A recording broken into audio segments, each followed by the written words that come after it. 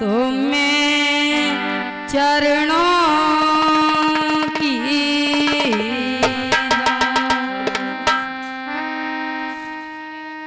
हे जी गुरु तुम्हारे चरण की हे जी रज मस्तक धार नाव पड़ी मज धार में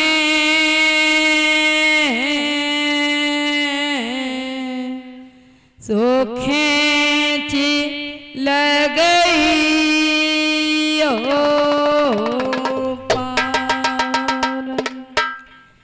ये जीऊं साजी गुरु देव के और चरण नवाऊं शीस चंदन गिरि स्वामी मेरे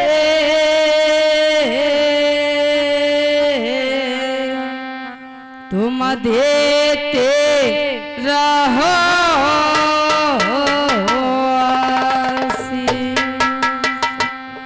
बोलिए सतगुरुदेव भगवान की, बोलिए संत भगवान की, बोलिए वृंदावन बिहारी लाल की, बोलिए दाऊजी महाराज की जय। सभी भक्तजन चलते हैं थोड़ी देर के लिए माँ के चरणों की तरफ। सभी भक्तजन गाएंगे, सभी बोलेंगे बोलिए सच्चे दरबार की, बोलिए वृंदावन बिहारी लाल की जय। सभी चलते हैं थोड़ी देर के लिए माँ के चरणों की तरफ। सभी भक्तजन गाएंगे।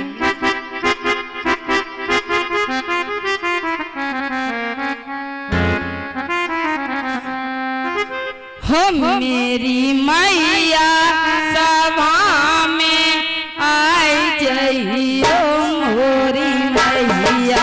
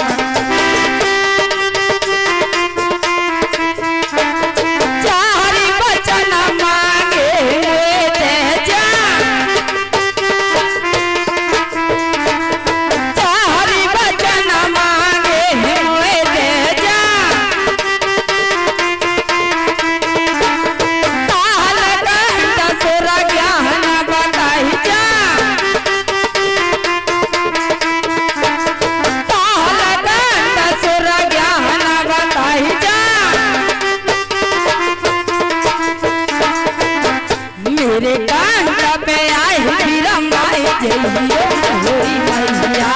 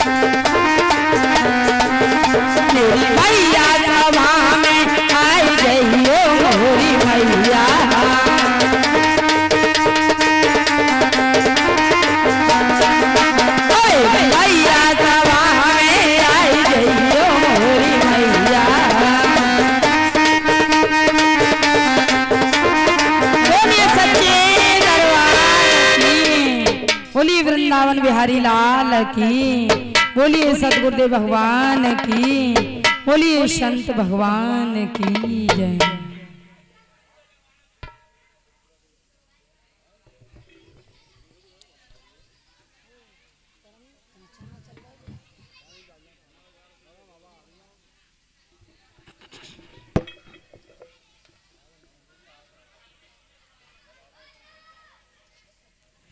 ये सभी बच्चे बैठ जाएं, शांति बनाए रखें, सभी बैठ जाएं।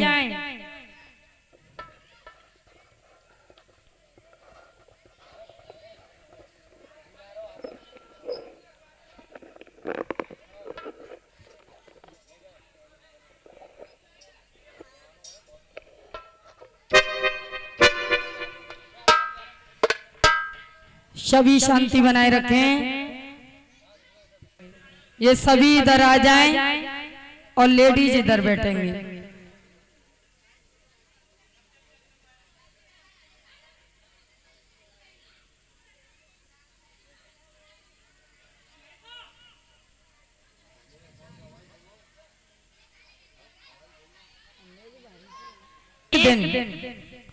सरस्वती नदी में स्नान करके और भद्र का आश्रम पर बैठ करके विचार करने लगे, सोचने लगे। और क्या विचार करने लगे? व्यास जी महाराज सोचने लगे कि अब कलयुग आने वाला है, अब कलयुग आने वाला है और इस कलयुग में कलयुग का मनुष्य काम, क्रोध, लोभ, मोह, अहंकार इन सब में फंस कर के रह जाएगा। तो इनके उद्धार के लिए, इनके कल्याण के लिए मुझे कुछ न कुछ यत्न करना होगा। तो भैया व्यास जी महाराज ने क्या किया? कलयुग के मनुष्य के उद्धार के लिए, उनके कल्याण के लिए उन्होंने 4 वेद, 6 शास्त्र, 18 पुराणों की रचना की थी। 4 वेद, 6 शास्त्र, 18 पुराणों की रचना तो कर दी, लेकिन फिर भी व्यास जी के दिल को शांति नहीं मिली। फिर भी उनके दिल को शांति नहीं मिली। फिर भी वो मन में सोचने लगे, विचार करने लगे कि कलयुग के मनुष्य पर इतना समय नहीं होगा कि वो 4 वेद, 6 शास्त्र, 18 पुराणों को खोल करके पढ़ लें और अर्थ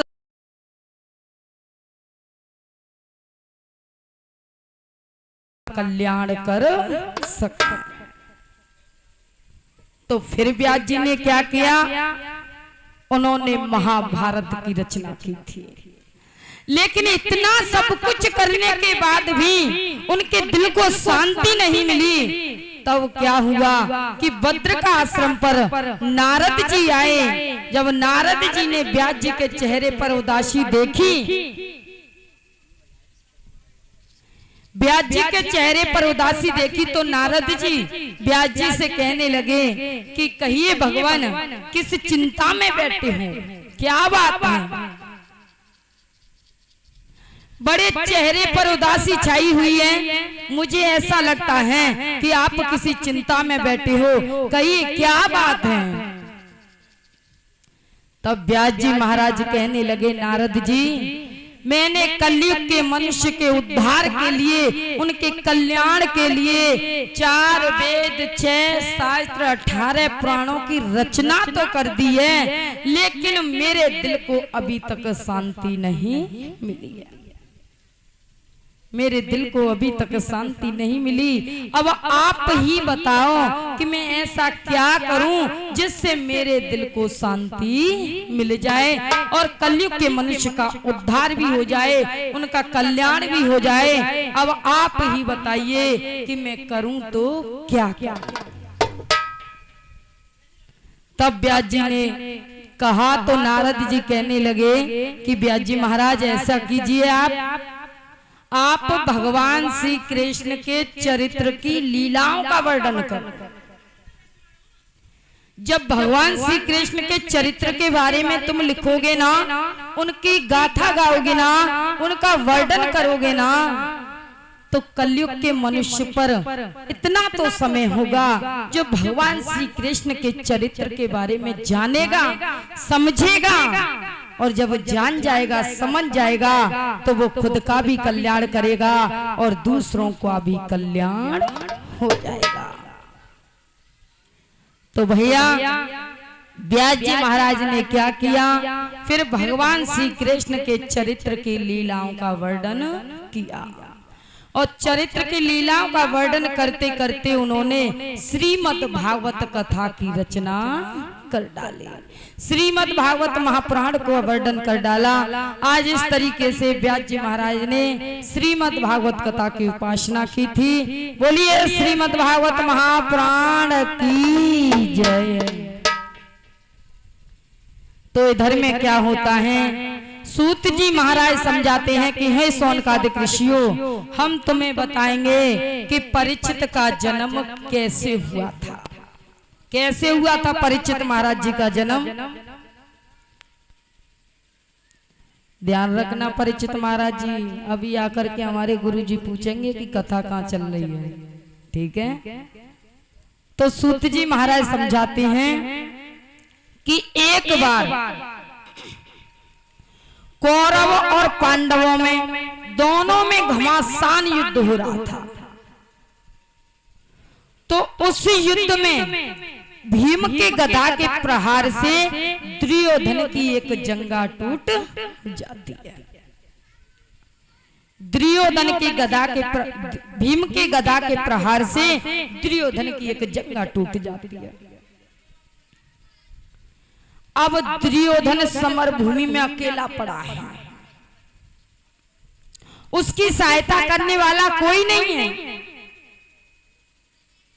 अकेला पड़ा है। जब ये दृश्य दुर्योधन के मित्र अश्वत्थामा ने देखा तो अश्वत्थामा दुर्योधन से कहने लगे, दुर्योधन, अरे मित्र, तुम्हारी ये ऐसी हालत किसने की है? अरे तुम्हारी तो एक जंगा टूट गई है, तुमसे तो चला भी नहीं जाता, तुम्हें तो बहुत दर्द होता होगा, बहुत पीड़ा हो रही होगी। मुझे बताओ किसने की है तुम्हारी ऐसी हालत, मुझे बताओ। तो दुर्योधन कहने लगे, मित्र, अगर मेरी ये जंगा नहीं टूटती तो आज मैं 5 पांडवों को जिंदा नहीं छोड़ता। पांचों पांडवों को मार डालता। अगर मैं ठीक हो गया ना तो मैं पांचों पांडवों को जिंदा नहीं छोड़ूंगा, मार डालूंगा पांचों पांडवों को। अश्वत्थामा ने देखा तो अश्वत्थामा दुर्योधन से कहने लगे, अरे मित्र, तुम मेरे होते हुए तुम ऐसी बात करते हो? तुम चिंता मत करो, मैं तुम्हारा बदला लूंगा। मैं लाऊंगा पांचों पांडवों को, मैं मारूंगा पांचों पांडवों को। तुम चिंता मत करना, मैं पांचों पांडवों का सिर लेकर के आऊंगा और तुम्हारे चरणों पर अर्पित कर दूंगा। तुम चिंता मत करो, मैं अभी जाता हूं और तुम्हारे इसका बदला लेकर के आता हूं। भैया अश्वत्थामा पांचों पांडवों का सिर लेने के लिए जाते हैं, पांचों पांडवों को मारने के लिए जाते हैं। लेकिन होता क्या है कि इधर में जब भगवान श्री कृष्ण ने देखा कि अश्वत्थामा पांचों पांडवों को मारने के लिए आ रहा है, तो भगवान श्री कृष्ण ने क्या किया कि सोते हुए पांडवों को वहां से उठाया, सोते हुए पांडवों को वहां से उठाया और एक सुरक्षित स्थान पर सुला दिया और खुद भगवान श्री कृष्ण उनकी रक्षा करने लगे। खुद भगवान श्री कृष्ण पहरा देने लगे। पांचों पांडवों को कुछ भी नहीं पता है, भगवान श्री कृष्ण उनकी रक्षा कर रहे हैं, पहरा दे रहे हैं। लेकिन इधर में जब अश्वत्थामा ने देखा तो अश्वत्थामा पांचों पांडवों को मारने के लिए आया। भैया रात्रि का समय था, चारों तरफ कुछ भी दिखाई नहीं दे रहा था, अंधकार ही अंधकार छाया हुआ था। और जब अश्वत्थामा जब द्रौपदी के शिविर कक्ष में पहुंचा तो उसने क्या देखा, उसे क्या पता था? चारों तरफ अंधेरा ही अंधेरा छाया हुआ था। तो अश्वत्थामा जैसे ही शिविर कक्ष में पहुंचा भैया, तो वहां पर क्या देखता है कि एक कक्ष में तो द्रौपदी सो रही है और एक कक्ष में द्रौपदी के 5 पुत्र सो रहे थे। एक कक्ष में तो द्रौपदी सो रही हैं और एक कक्ष में द्रौपदी के 5 पुत्र सो रहे थे। लेकिन अश्वत्थामा को पता नहीं था। अश्वत्थामा ने समझा कि ये पांडव सो रहे हैं। तो भैया अश्वत्थामा ने क्या किया पता है? पांडव समझ करके आज द्रौपदी के 5 पुत्रों का सिर धड़ से अलग, 5 पुत्रों का सिर धड़ से अलग कर दिया। अब सिर लेकर के दुर्योधन के पास पहुंचे। दुर्योधन ने देखा, दुर्योधन ने कहा, अश्वत्थामा ये अनर्थ तुमने क्या किया? अरे ये 5 पांडव नहीं, ये तो तुम 5 पुत्रों का सिर लेकर के आ गए।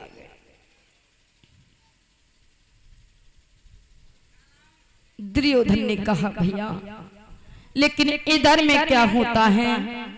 इधर में जब सुबह हुआ और सुबह होते ही जब द्रौपदी ने देखा तो द्रौपदी ने 5 पुत्रों की हालत देखी। भैया तो 5 पुत्रों की हालत को देखते ही आज द्रौपदी के पैरों तले धरती खिसक गई, पैरों तले धरती खिसक गई।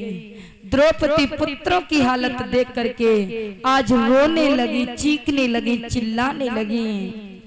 आज द्रौपदी की रोने की आवाज को सुन करके भैया पांडव वहां पर आ गए, 5 पांडव आ गए, भगवान श्री कृष्ण आ गए। पांडवों ने देखा, पांडव द्रौपदी से कहने लगे, द्रौपदी क्या हुआ, क्यों रो रही हो? मुझे बताओ ना, क्या हो गया है?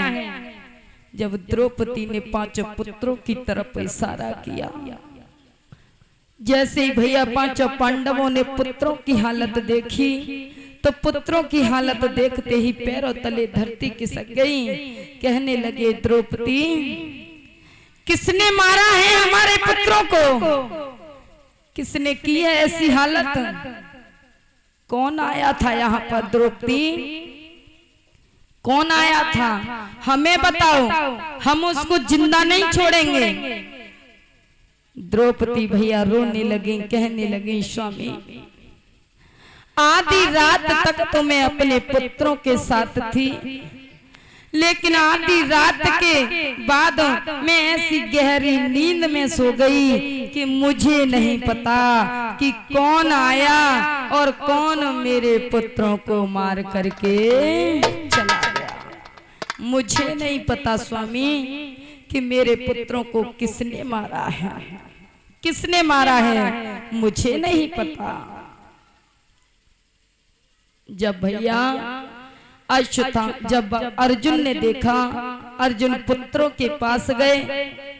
पुत्रों को देखते ही अर्जुन पहचान गए कि मेरी पुत्रों को मारने वाला कोई और नहीं, वो अश्वत्थामा है। अब मैं अश्वत्थामा को जिंदा नहीं छोड़ूंगा, जिंदा नहीं छोड़ूंगा अश्वत्थामा को। अब भैया जिस तरफ अश्वत्थामा गया था उसी तरफ अर्जुन ने भी अपना रथ दौड़ाया और संग में पीछे पीछे भगवान श्री कृष्ण जाते हैं। और जैसे ही भैया अश्वत्थामा ने देखा कि अर्जुन मुझे मारने के लिए मेरा पीछा कर रहा है, तो अश्वत्थामा ने क्या किया? अश्वत्थामा ने ब्रह्मास्त्र चलाना प्रारंभ कर दिया। ब्रह्मास्त्र चलाया भैया। और जैसे ही भैया अश्वत्थामा ने ब्रह्मास्त्र चलाया तो इधर में अर्जुन ने भी देखा, तो आज अर्जुन ने भी ब्रह्मास्त्र चलाया। अब दोनों तरफ से ब्रह्मास्त्र चलने लगे, दोनों तरफ से ब्रह्मास्त्र चलने लगे तो उनका तेज, उनकी चिंगारी संसार में फैलने लगे। जब भगवान श्री कृष्ण ने देखा कि दोनों तरफ से ब्रह्मास्त्र चल रहे हैं और इनका तेज इतना निकल रहा है, इतना निकल रहा है, अगर इसी तरीके से इनका तेज निकलता रहा ना तो एक दिन ये सृष्टि जल करके नष्ट हो जाएगी, सृष्टि की रचना फिर से करनी पड़ेगी। तो भगवान श्री कृष्ण ने भैया अर्जुन को समझाया कि अर्जुन तुम ऐसा करो, तुम दोनों ब्रह्मास्त्रों को अपनी ओर वापस लौटा लो, दोनों ब्रह्मास्त्रों को अपनी ओर वापस लौटा लो।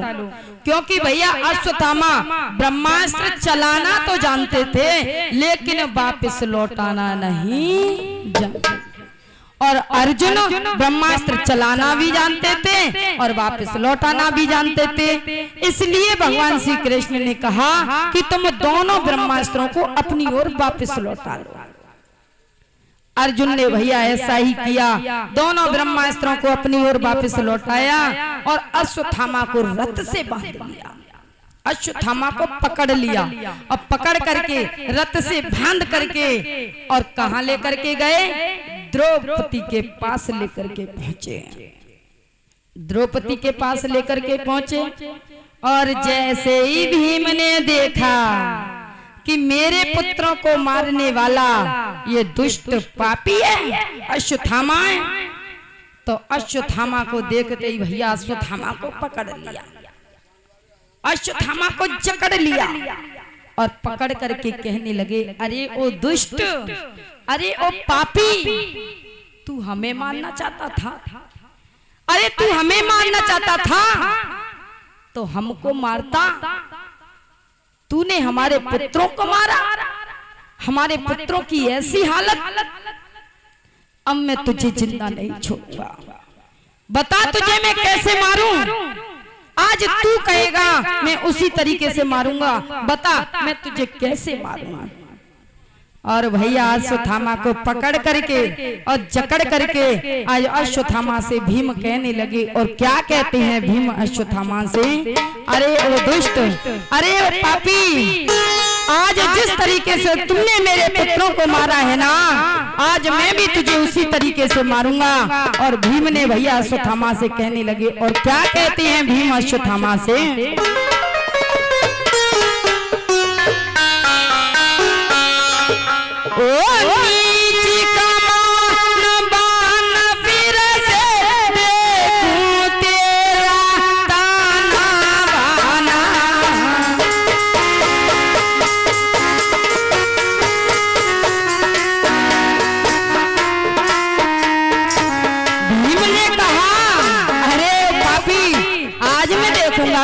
कितना बलशाली है, कितना शक्तिशाली है।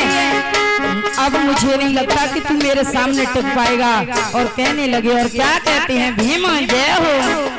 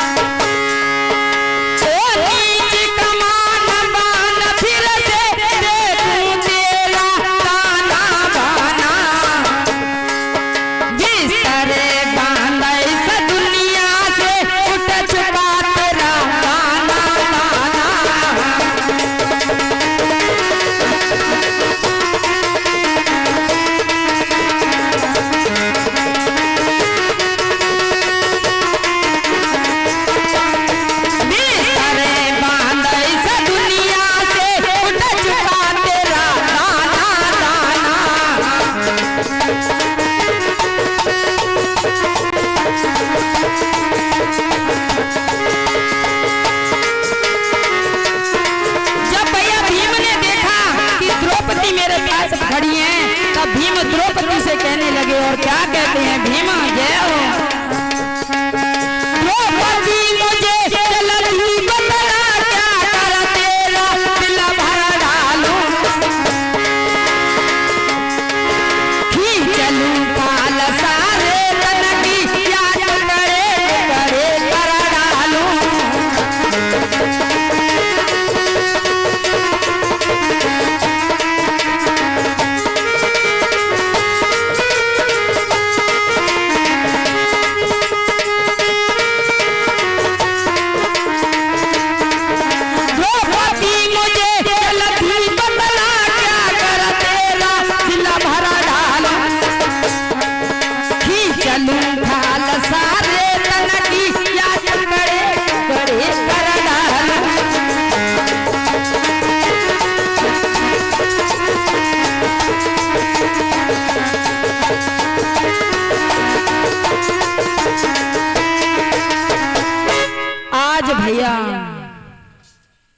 जब भीम ने द्रौपदी से पूछा कि द्रौपदी तुम मुझे बताओ मैं कैसे मारूं इस पापी को, आज तुम कहोगी ना मैं उसी तरीके से मारूंगा इसको। तब द्रौपदी से पूछा भीम ने, तब द्रौपदी कहने लगी, और क्या कहती हैं द्रौपदी, द्रौपदी ने भैया हाथ जोड़ करके पांचों पांडवों से कहा, स्वामी तुम अश्वत्थामा को छोड़ दो, मत मारो अश्वत्थामा को। भीम ने देखा, द्रौपदी क्या कहती हो, अश्वत्थामा को छोड़ दे, अरे ये बहुत बड़ा पापी है, बहुत बड़ा अत्याचारी है, तुम कहती हो अश्वत्थामा को छोड़ दे। द्रौपदी ने कहा, हाँ स्वामी मैं कहती हूँ, तुम अश्वत्थामा को छोड़ दो, मत मारो अश्वत्थामा को। मेरे तो 5 पुत्र मर गए, तो तुम 5 तो मेरे साथ हो। मेरे 5 पुत्र तो मर गए, लेकिन तुम 5 तो मेरे साथ हो। लेकिन मैं जानती हूँ ना कि एक माँ का दुख क्या होता है, एक माँ का दर्द क्या होता है। अगर तुम अश्वत्थामा को मार दोगे ना तो माँ का दुख तो माँ ही जानती है कि एक माँ का दुख क्या होता है। उनकी माँ का एक ही सहारा है ये अश्वत्थामा, क्योंकि स्वामी तुम्हारे गुरु द्रोणाचार्य जी अब इस संसार में नहीं रहे हैं, और तुम्हारे गुरु द्रोणाचार्य जी के पुत्र हैं ये अश्वत्थामा। अगर तुम इसको भी मार डालोगे तो उनकी माँ का एक ही सहारा है। मैं जानती हूँ कि माँ का दुख क्या होता है, तुम अश्वत्थामा को छोड़ दो, मत मारो। अर्जुन से कहा, स्वामी गुरु द्रोणाचार्य जी ने तुम्हें ब्रह्मास्त्र चलाना भी सिखाया था, वापस लौटाना भी सिखाया था, लेकिन अपने पुत्र अश्वत्थामा को केवल ब्रह्मास्त्र चलाना सिखाया, वापस लौटाना नहीं सिखाया था। तुम अश्वत्थामा को छोड़ दो, मत मारो। अब भैया अर्जुन ने भगवान श्री कृष्ण की तरफ देखा। भीम कहने लगे, द्रौपदी तुम कहती हो छोड़ दो, और मैं इसे छोड़ूंगा नहीं, क्योंकि ये बाल हत्यारा है। और भैया बाल हत्यारा को जिसने पुत्रों की हत्या की है, पुत्रों को मारा है, तो उसे तो दंड अवश्य मिलना चाहिए। और दंड नहीं, उसे तो मौत मिलनी चाहिए, मौत। और तुम कहती हो इसे बचाना चाहती हो। भैया भीम कह रहे हैं कि मैं मारूंगा, और द्रौपदी कह रही है छोड़ दो। अब अर्जुन भी भैया चक्कर में पड़ गए। अब अर्जुन भगवान श्री कृष्ण की तरफ देखने लगे। प्रभु, द्रौपदी कहती हैं छोड़ दो, भगवान श्री द्रौपदी कहती हैं छोड़ दो, भीम कहता है कि मैं मारूंगा। अब आप ही बताओ करूं तो करूं क्या। तब भगवान श्री कृष्ण ने अर्जुन से कहा, अर्जुन अश्वत्थामा पापी है, अत्याचारी है, ये बाल हत्यारा है, इसलिए इसे दंड अवश्य मिलना चाहिए। और द्रौपदी कहती है कि इसे छोड़ दो। तो सुनो, भगवान श्री कृष्ण ने अर्जुन से कहा कि अर्जुन तुम अश्वत्थामा को मारना भी मत और छोड़ना भी मत, तुम मेरी दोनों आज्ञाओं का पालन करो। इसे मारना भी मत और इसे छोड़ना भी मत, दोनों आज्ञाओं का पालन करो। अब भीम तो भैया चक्कर में पड़ गए। भीम कहने लगे बस हो गई, कर लो बात। ऐसे ऐसे न्यायाधीश हैं, एक आध और आएंगे सोई है गो न्याय। भगवान श्री कृष्ण कह रहे हैं इसे मारना भी मत और इसे छोड़ना भी मत। लेकिन भैया अर्जुन समझ गए, क्योंकि भैया अपमान होता है ना, वो मृत्यु से भी बढ़ करके होता है। तो अर्जुन ने क्या किया, अर्जुन समझ गए, कहने लगे प्रभु मैं समझ गया, आप क्या कहना चाहते हो, मैं समझ गया। तो अर्जुन ने उसी समय क्या किया पता है, अश्वत्थामा के मस्तक की मणि उतार करके द्रौपदी को दे दी, सारा सिर मुड़वा दिया। और सारा सिर मुड़वा करके और अश्वत्थामा को अपमानित करके और शिविर कक्ष से बाहर कर दिया, शिविर कक्ष से बाहर कर दिया। और इधर में भैया पांचों पांडवों ने पुत्रों का दाग संस्कार किया और भगवान श्री कृष्ण द्वारका के लिए चले गए। अब भैया अश्वत्थामा ने देखा कि पांचों पांडवों ने मेरा अपमान किया है और इनकी रक्षा करने वाला वो कृष्ण, वो तो द्वारका के लिए चले गए। अब इनको बचाने वाला कोई नहीं है, अब मैं इनका वंश तक मिटा डालूंगा, पांचों पांडवों को मार डालूंगा, इनका वंश तक मिटा डालूंगा। तो भैया अश्वत्थामा ने क्या किया पता है, अश्वत्थामा ने फिर से ब्रह्मास्त्र चलाना प्रारंभ किया, फिर से ब्रह्मास्त्र चला दिया। और उस ब्रह्मास्त्र में से एक जलती हुई चिंगारी कहां पहुंची, अर्जुन के पुत्र थे अभिमन्यु, और अभिमन्यु की पत्नी थी देवी उत्तरा, और देवी उत्तरा उस वक्त गर्भवती थी। देवी उत्तरा उस वक्त गर्भवती थी, तो उसमें से जलती हुई चिंगारी और देवी उत्तरा के गर्भ में जाकर के प्रवेश कर जाती है। देवी उत्तरा के गर्भ में प्रवेश कर गई। अब भैया देवी उत्तरा को बड़ी पीड़ा होने लगी, बड़ा दर्द होने लगा। तो देवी उत्तरा रो रो करके आज भगवान श्री कृष्ण को याद करने लगी, कहने लगी हे कृष्ण, हे कन्हैया, हे मामा, मेरे बच्चे की रक्षा करो, मेरे प्राण बेशक चले जाएं प्रभु, लेकिन मेरे गर्भ की रक्षा करो, मेरे गर्भ को कुछ नहीं होना चाहिए, मेरे बच्चे को बचा लो हे कृष्ण, हे कन्हैया, हे मामा। क्योंकि उत्तरा विचार करने लगी, सोचने लगी कि मेरी सास द्रौपदी ने मुझे कहा था, मुझे एक बार मुझे समझाया था कि जब भी कभी दुख की घड़ी आए, जब भी कोई पीड़ा हो, दुख हो, तो संसार के लोगों के सामने मत रोना, संसार के सामने मत रोना, क्योंकि संसार के लोग तो तुम्हारी हंसी उड़ाएंगे, मजाक बनाएंगे। तुम मेरे गोविंद के सामने रो लेना, तुम मेरे भगवान के सामने रो लेना, तुम्हारा कल्याण हो जाएगा, तुम्हारा बेड़ा पार हो जाएगा। तो भैया देवी उत्तरा संसार के लोगों के सामने नहीं गई, वो भगवान श्री कृष्ण के पास गई, कहने लगी प्रभु, भगवान श्री कृष्ण को याद करने लगी, हे कृष्ण, हे कन्हैया, मेरी रक्षा करो, मेरे गर्भ की रक्षा करो, मेरी रक्षा करो, मेरे प्राणों की रक्षा करो।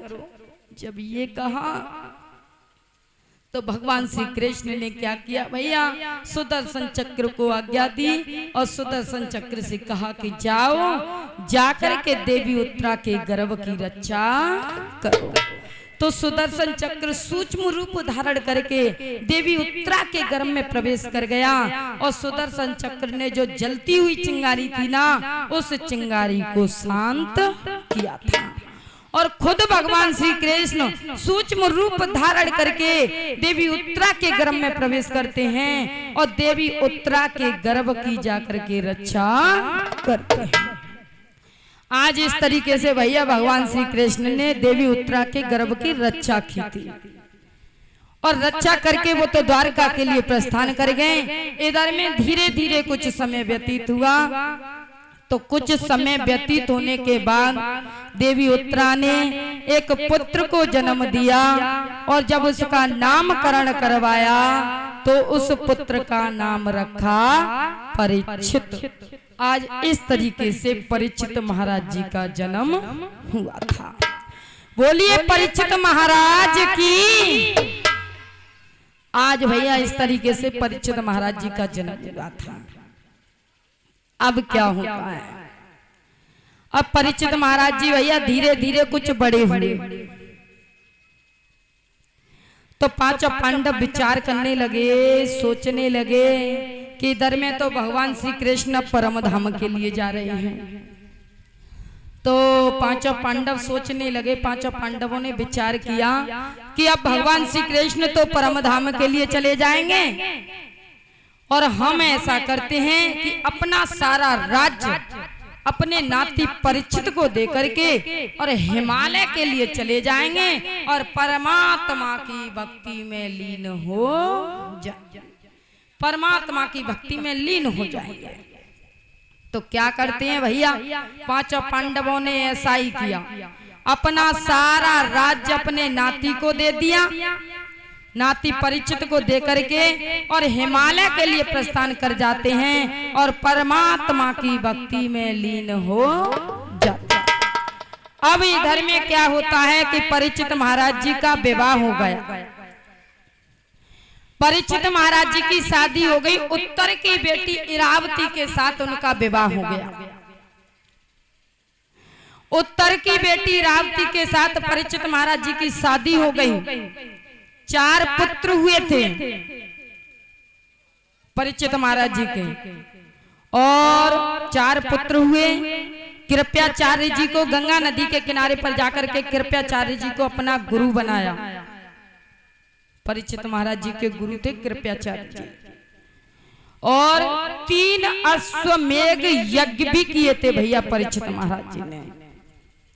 अब परीक्षित महाराज जी आनंद से अपना राज शासन करते हैं, आनंद से राज शासन करने लगे। और पता है परीक्षित महाराज जी के राज्य में किसी के प्रति अन्याय नहीं होता था। राजा परीक्षित अपनी प्रजा से बहुत खुश रहते थे, बहुत प्रसन्न रहते थे।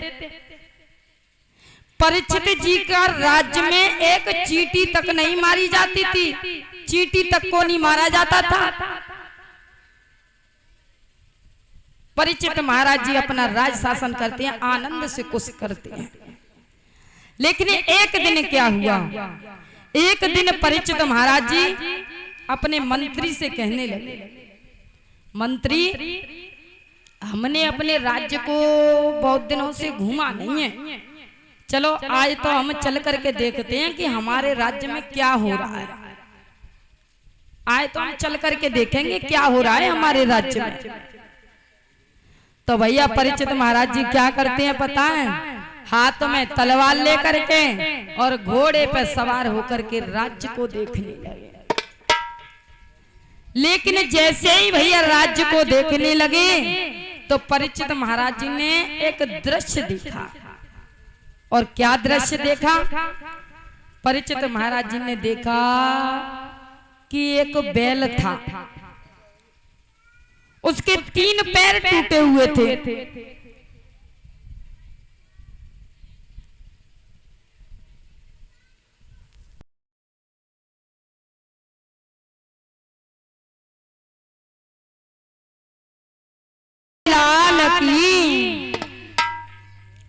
तो क्या होता है भैया, परीक्षित महाराज जी ने देखा कि एक बैल था,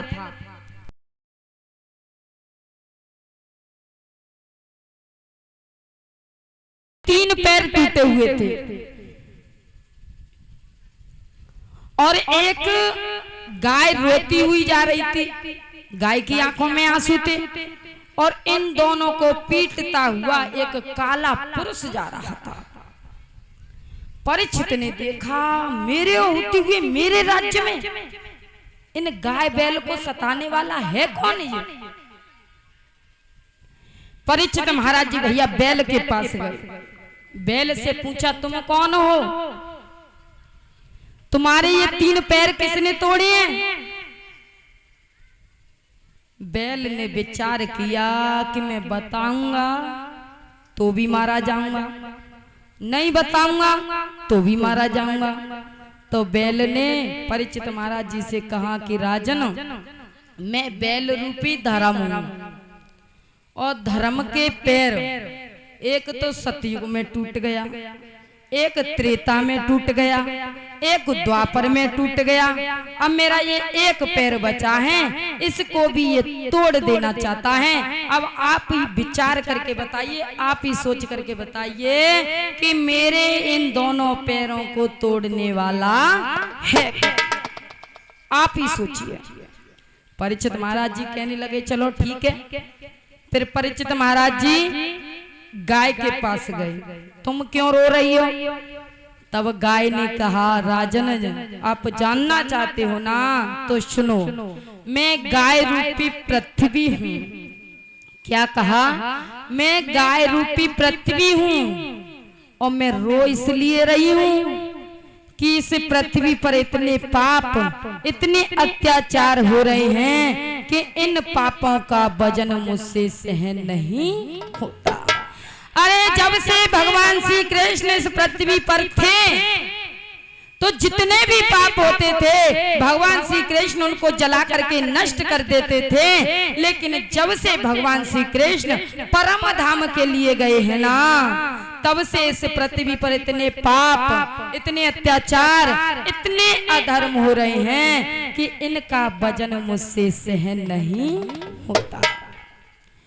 राजन, मैं अपने शीश पर सब कुछ धारण कर सकती हूँ, चाहे कितनी भी सृष्टि बढ़ जाए, दुगनी तिगुनी चौगनी, कितने भी वृक्ष पहाड़ पर्वत कुछ भी हो जाए, मैं सब कुछ अपने शीश पर धारण कर सकती हूँ, लेकिन इन पापों का वजन मुझसे सहन नहीं होता। इन पापों का वजन मुझसे सहन नहीं होता। जब भैया राजा परीक्षित ने ये देखा, ये सुना, तो राजा परीक्षित को बड़ा क्रोध आया कि इन दोनों को सताने वाला, इन दोनों को मारने वाला कोई और नहीं, ये काला पुरुष, ये कलयुग है। तो उसी समय भैया राजा परीक्षित ने अपने म्यान से तलवार खींची, कलयुग को मारने के लिए दौड़े। तो उसी समय कलयुग ने राजा परीक्षित के चरण पकड़ लिए और कहने लगे राजन, तुम मुझे मार दोगे ना तो ब्रह्मा जी की आन टूट जाएगी, क्योंकि ब्रह्मा जी ने 4 युगों को रच करके तैयार किया है, सतयुग, त्रेता और द्वापर। अब मेरा नंबर है, अब मेरा नंबर है। और क्या कहती हो राजन, इस कलयुग में पता है, अगर मन क्रम वचन से सतयुग त्रेता द्वापर में तो मन में जो सोच लेते थे ना उसका भी पाप लगता था, लेकिन इस कलयुग में तो चाहे कितना भी पाप कर लें, लेकिन अंत समय मन क्रम वचन से अगर भगवान का नाम ले लेना तो उसका कल्याण हो जाता है। लेकिन हर किसी की जुबान पे भगवान का नाम थोड़ा ही आता है अंत समय पर। तो कलयुग ने कहा था, और क्या कहा था भैया, बाबा गोस्वामी जी ने भी रामायण में लिखा है, कलयुग ने कहा था कि कलयुग केवल नाम आधारा। इस कलयुग में कलयुग केवल नाम आधारा, सुमेरे नर उतरहु। जब ये कहा तो राजा परीक्षित ने कहा ठीक है, मैं तुझे नहीं मारूंगा, मैं तुझे छोड़ देता हूँ, लेकिन मेरे राज्य में दिखाई नहीं देना चाहिए, चला जाए यहाँ से। तब कलयुग ने कहा राजन, मेरे होते हुए उद्धार होगा मनुष्य का, तो मुझे रहने के लिए स्थान तो दे दो, कहाँ जाकर के रहूंगा मैं। तो भैया राजा परीक्षित ने कलयुग को रहने के लिए 4 स्थान दिए थे, जहाँ पर जुआ होता हो, मदिरा का पान हो, जीवों की हिंसा हो और जहां पर वेश्या हो। इन 4 स्थानों पर कलयुग का वास है। तो कलयुग ने फिर चरण पकड़ लिए। कलयुग ने कहा राजन, मेरे होते हुए कलयुग के मनुष्य का उद्धार होगा, कल्याण होगा, तो ये तो पवित्र स्थान है, कोई सुंदर सा पवित्र सा स्थान बता दो। तब राजा परीक्षित ने कहा कि जाओ, अधर्म और अनीति से कमाया हुआ धन हो, सोना हो, तुम उस सोने में जाकर के वास करो। तो भैया जब राजा परीक्षित ने ये कहा तो उसी समय कलयुग क्या करता है, राजा परीक्षित के मुकुट में जाकर के विराजमान हो जाता है। और जो वो मुकुट पहने हुए थे ना, वो किसका था, वो जरासंध का मुकुट था, जो अधर्म और अनीति से कमाए हुए सोने का था, धन का बना हुआ था। उस मुकुट में भैया जाकर के विराजमान हो गया कलयुग।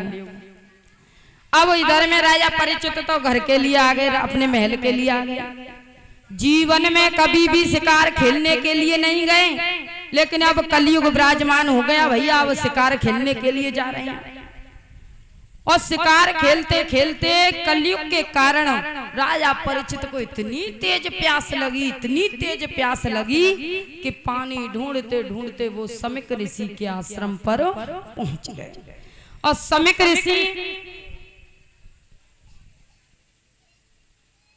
समिक ऋषि भैया वर्षों से तपस्या कर रहे थे, उन्हें कुछ भी नहीं पता।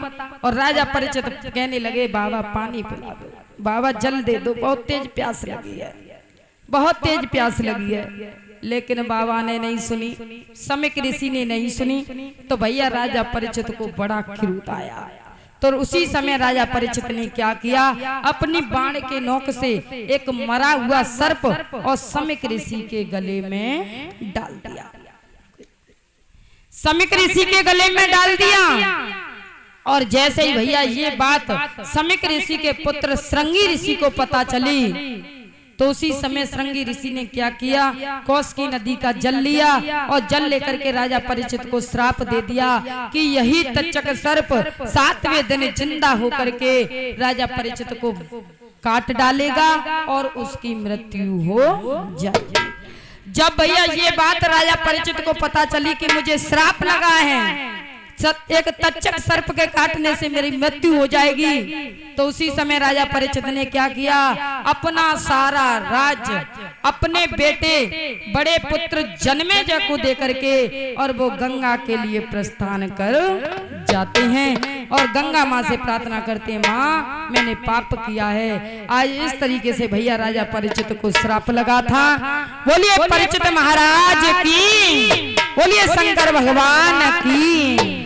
और परीक्षित महाराज जी गंगा के लिए प्रस्थान कर गए। अब हमारे गुरुजी भी आ चुके हैं, इसलिए सभी भक्तजन थोड़ी देर के लिए हरि का गुणगान करेंगे, सभी भक्तजन गाएंगे। बोलिए सतगुरुदेव भगवान की, बोलिए संत भगवान की। सभी भक्तजन गाएंगे, सभी बोलेंगे थोड़ी देर के लिए।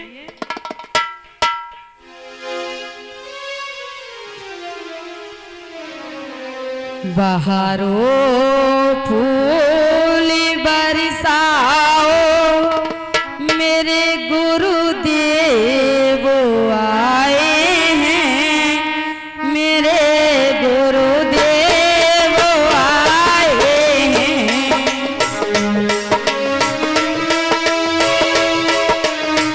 जय हो।